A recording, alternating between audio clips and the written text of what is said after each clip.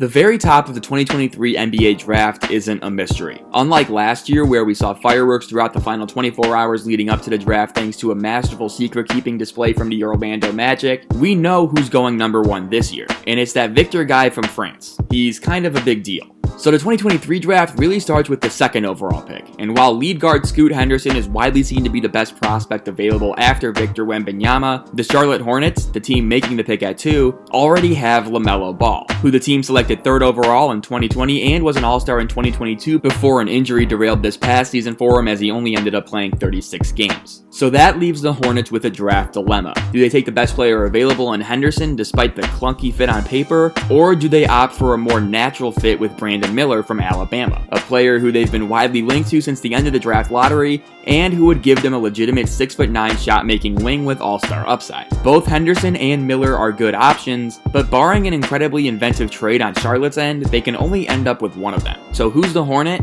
That's what this video will try to answer.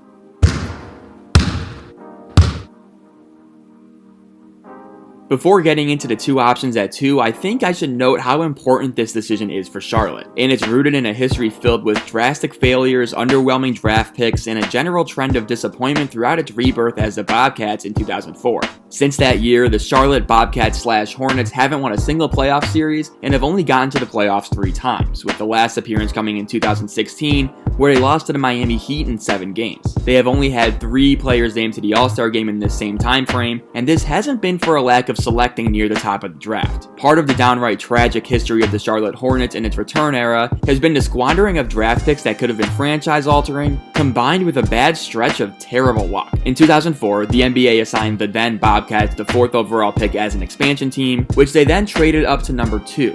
But still, they missed out on Dwight Howard at 1 and selected Emeka Okafor with the next pick. A fine player, but no Dwight. In 2005, the Bobcats got the 5th overall pick and took point guard Raymond Felton, who had just won a national championship with the nearby North Carolina Tar Heels. The problem was that Darren Williams and Chris Paul went 3 and 4 respectively, and both went on to become All-Stars and in Paul's case, an all-time great. And perhaps the most glaring example of this came in 2012, when the Bobcats suffered through a season that saw them post the worst winning percentage in NBA history with a 7-59 record, only to end up with the 2nd overall pick in the draft. To make matters worse, the team that got the first pick was the New Orleans Hornets, otherwise known as the team that left Charlotte 10 years before. New Orleans ended up taking the clear number 1 prospect that year in Anthony Davis, and the Bobcats, well, they drafted Michael Kidd-Gilchrist. Those are incredibly tough breaks for any team, let alone one who is trying to become competitive as an expansion squad, but again, as evidenced by that NKG pick, Charlotte is far from blameless in their draft futility. In addition to the 2012 fiasco, there was Adam Morrison at 3 in 2006 and Cody Zeller at 4 in 2013, and while it wasn't all bad, they did select 4-time All-Star Kemba Walker with the 9th pick in 2011,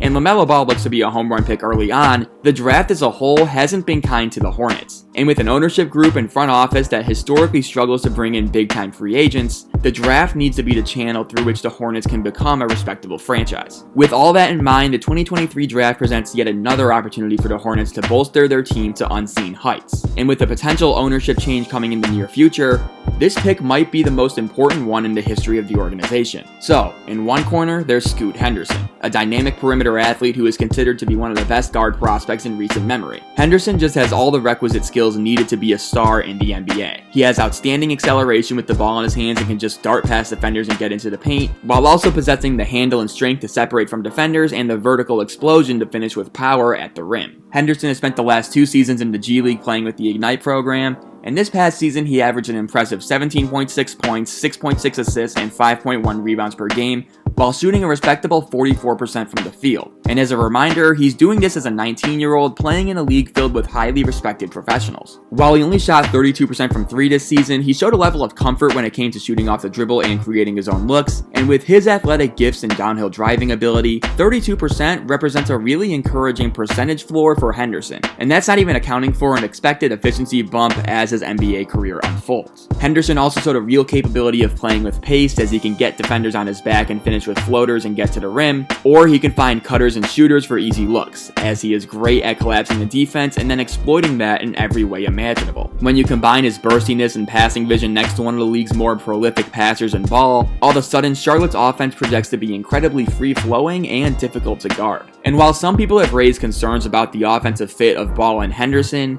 that's not really where my worries lie.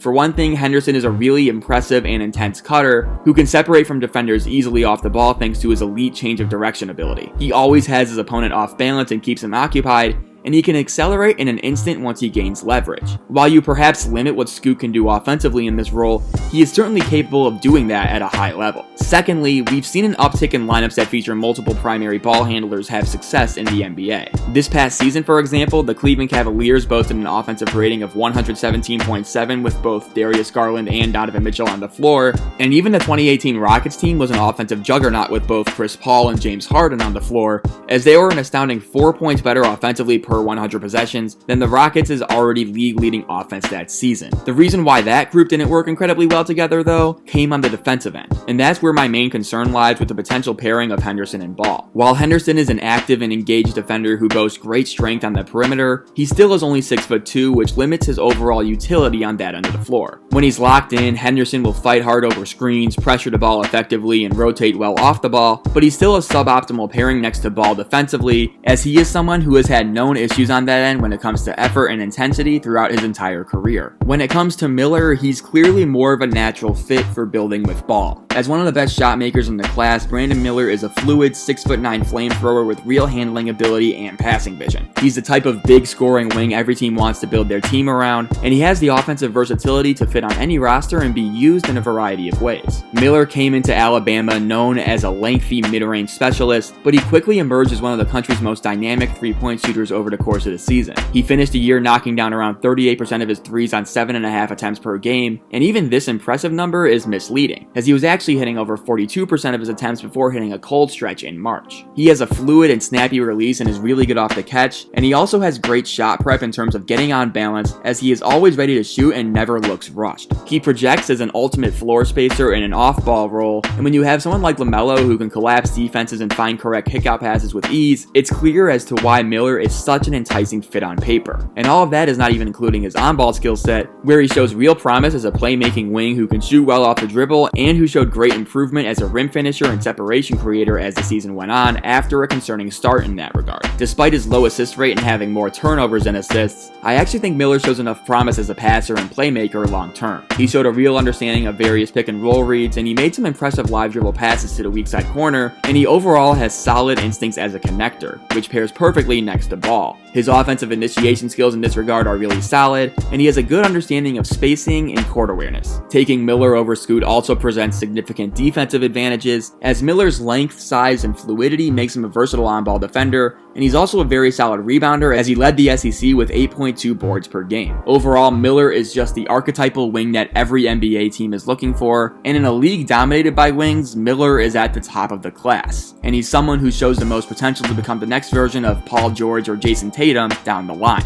Assuming they stay at 2 and don't trade down, which I do believe is a real possibility, I think there are legitimate reasons to select both Henderson and Miller. But for me, with the Hornets, it comes down to talent accumulation. Sure, they have Ball and another high-level guard in Terry Rozier under contract through 2026, but even with those two players, I don't think the presence of them are worth considering when selecting this high in the draft. Remember, Charlotte has only been to the playoffs 3 times in its renewed history, and it's clear that rearranging the deck chairs on the Titanic hasn't really worked out for them in the past. And with that in mind, the Hornets should be taking the best player available at 2, rather than drafting for fit. So if it were up to me, the newest Charlotte Hornet would be Scoot Henderson. I think Henderson and Ball together makes for one of the most promising young backcourts in the league, and simply enough, I think Henderson has more to offer than Ball does long term. While I think they can play together, I wouldn't squander the opportunity to draft what I think is a face of the franchise level talent, which I don't think Ball is, for as great as he's been so far. Henderson is just a different level prospect, and I think it would be incredibly short-sighted of Charlotte to take anyone other than Scoot.